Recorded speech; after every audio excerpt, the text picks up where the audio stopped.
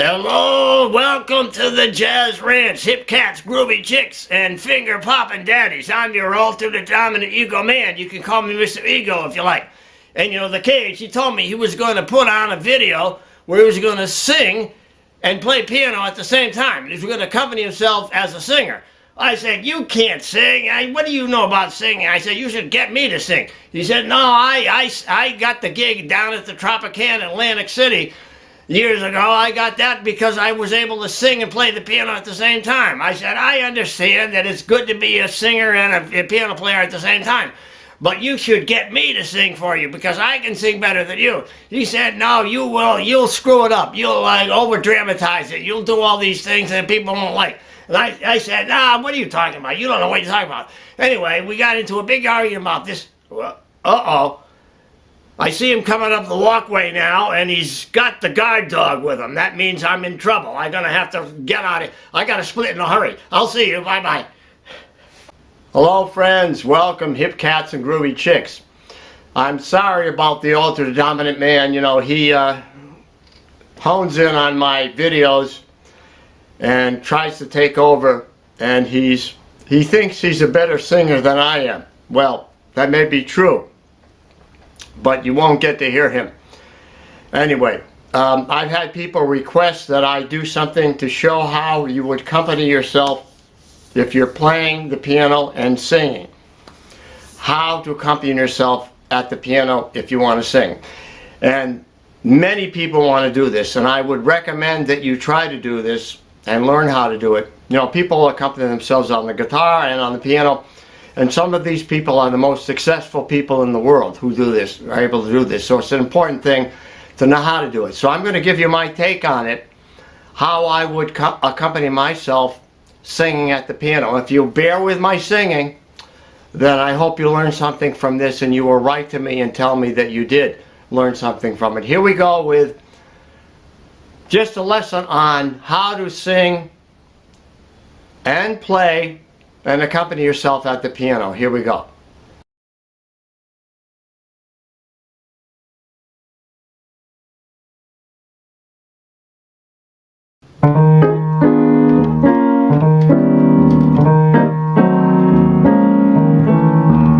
You make me feel so young. You make me feel as though spring has sprung. And every time I see you grin, I'm such a happy individual. The moment that you speak, I wanna go play hide and seek. I wanna go and bounce the moon just like a toy balloon. You and I were just like a couple of tots. We're running around the meadow, picking up lots of forget-me-nots. You make me feel so young. You make me feel there are songs to be sung and bells to be rung, a wonderful fling to be flung. And when I'm old and gray, I'm gonna feel the way I do today, 'cause you make me feel so. You make me feel so. You make me feel so young.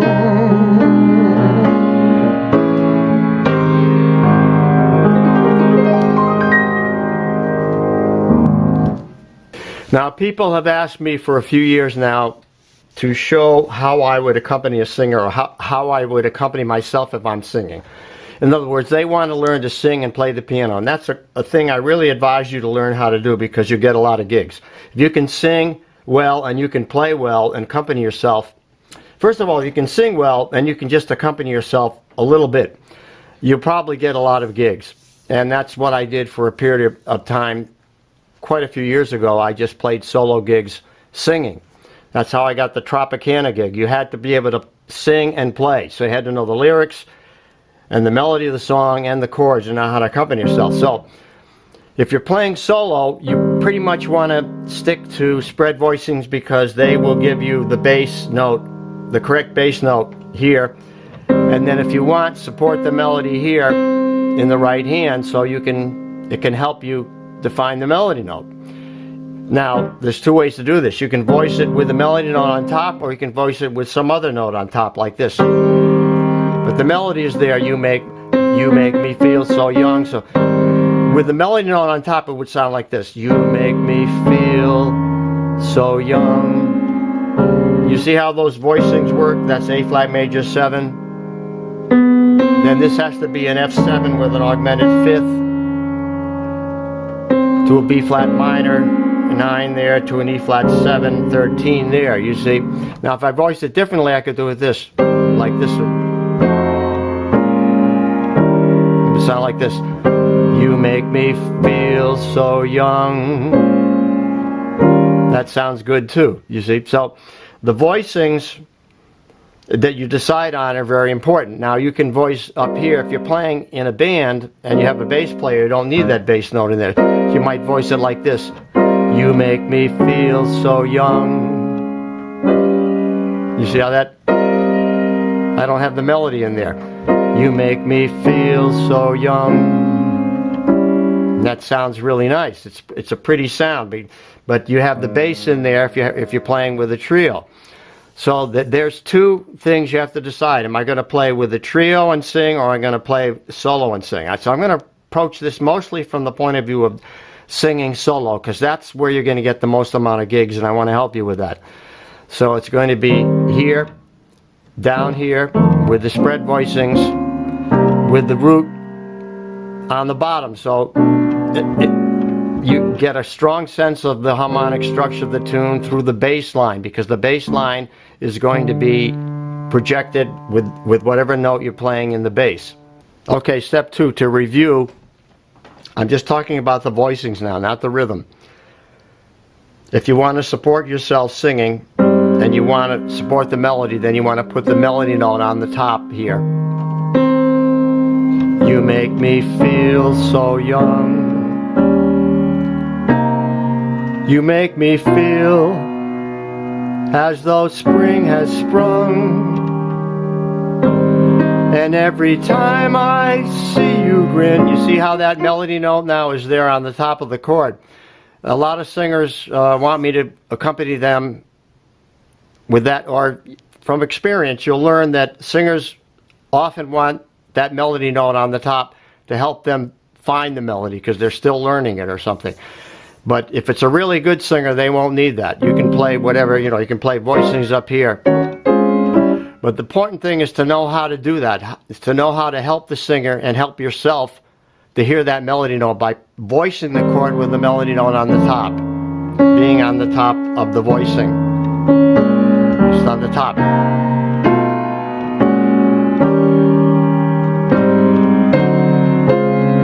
See how that melody is there? But now you're not getting in the way of the vocal line. You're just laying the chord down. You're not going. You don't want to double the melody line that the singer is singing, unless they need that, unless they're learning it. If they're learning it, then you can play it.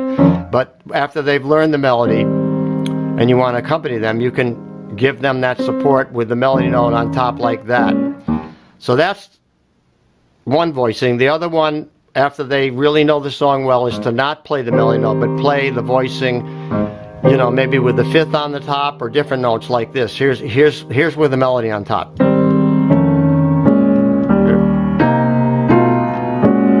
These are just voicings now.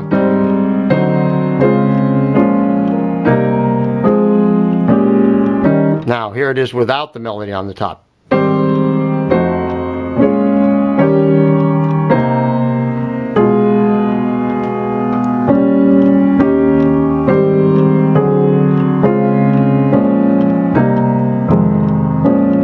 See, another good technique to accompany yourself is to have the chord in the right hand and a bass note in the left hand.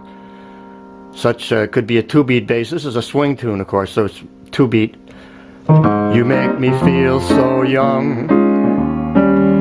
You make me feel that spring has sprung. Like that, or a 4-beat, could be a walking bass line, could be you make me feel so young. You make me feel that spring has sprung, and so on. Well, that technique of playing the bass line and the chord in the right hand is used a lot in pop music and by pop singers. Something like this. Some folks like to get away, take a holiday from the neighborhood, hop a flight to Miami Beach or to Hollywood. You see how that can work nicely for accompanying yourself in a pop tune, and also maybe walking a bass line. Here's a better position to show the bass line, you know. Here I go again, I hear those trumpets blow again, all aglow again, taking a chance on love. So now as you're learning this, you need to learn the voicings first, and then the rhythm after. So now the interesting thing about the rhythm is that you can either play in such a way that you complement the timing of how you're phrasing the song, how you're singing the melody in terms of its phrasing and rhythm. You can complement that with your chords, like this. You make me feel so young. In other words, you make me feel so young. See, that one's ahead of the beat. So you might want to play the chord on there, like. So this is complementing the rhythm of the melody that you're singing. You make me feel so young. You make me feel that spring has sprung. You see, so I'm hitting it off the beat the way I'm singing it, and every time I see you grin, I'm such a happy individual. The moment that you speak, you see, that's a thing that you can do when you're accompanying yourself singing. When someone else, you're accompanying a singer, you can't do that because they may phrase it differently. But when you're playing solo piano and singing, you can support your melodic line rhythmically with how you're comping below it.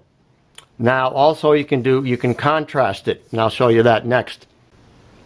Yeah, so now contrasting the chords and the accompaniment part to the melody part that you're singing would to play off the beat or to play in contrast to the rhythm you're singing. So if you're singing, you make me feel so young, you could play off the beats like this. You make me feel so young.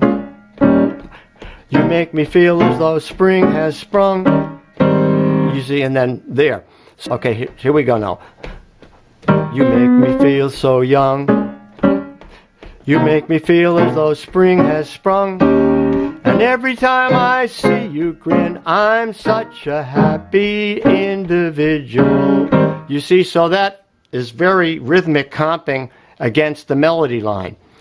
Now that's difficult to learn how to do. Believe me, I had to take a few years to learn how to do that well. To how to be able to phrase my vocal line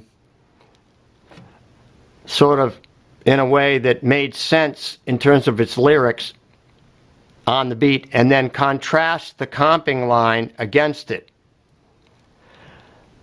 and make it swing at the same time. That's a paramount thing to learn and figure out. So I hope I can been able to show you this in this video. So here it is now again reviewing with it supporting the melody on the melody's rhythm, so to speak. You make me feel so young. You make me feel as though spring has sprung. And every time I see you grin, I'm such a happy individual.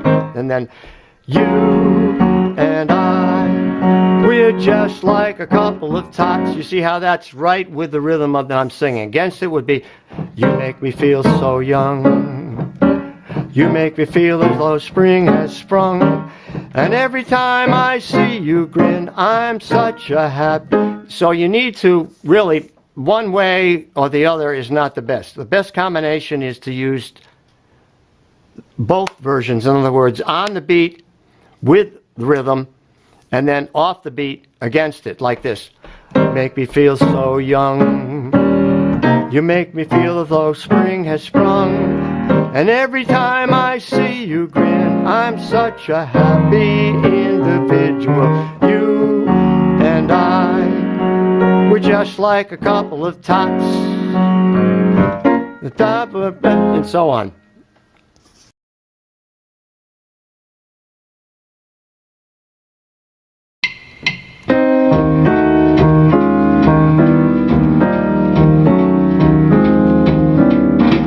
You make me feel so young.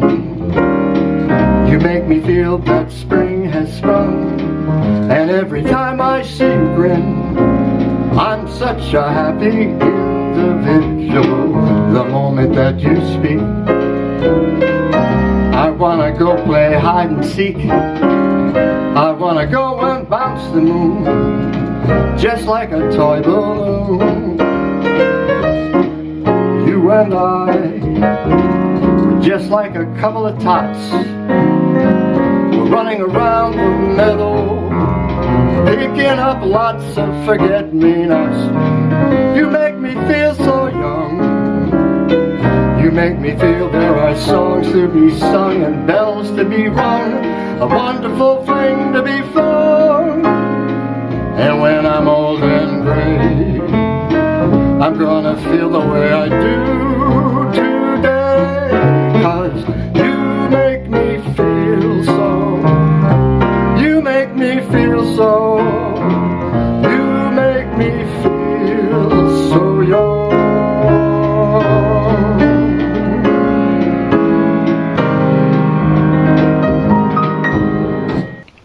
Okay, so now when you're playing with a trio, with a bass player and a drummer, bass player's playing the bass line, so now you're not going to play root position chords necessarily. You can do that, but sounds better, I think, to play rootless voicings. Now I have videos on rootless voicings and also on spread voicing, so, and bass line, numerous ones on my playlist, so I'm not going to go into the detail of every one of these voicings, but I just want to show you how, you know, you can play and then play a little fill like. That's a little bit difficult to do when you're singing, but if you're accompanying someone, you know, and you're not thinking about your singing and staying in tune and all that, you see you can put little fills.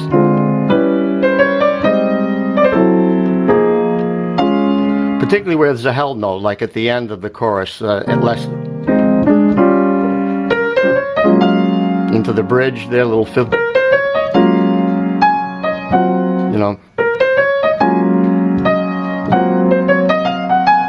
You can put little fills in wherever the note is being held by the singer.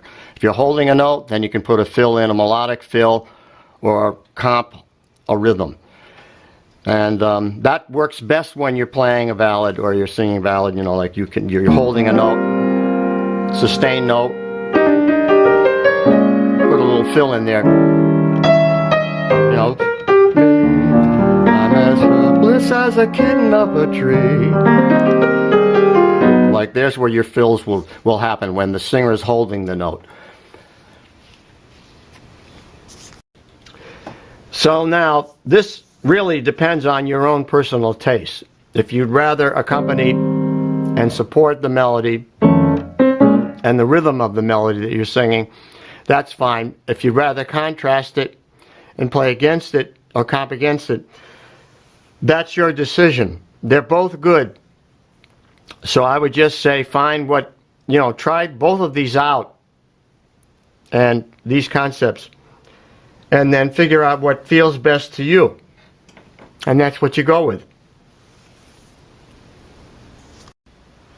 Signing off from the Jazz Ranch. Thanks so much for joining me this evening. And until next time, I will say, in the words of my great friend Hermie Dressel up there looking down at us with pity, he's saying, swing loose. And we'll see you next time around. Bye-bye.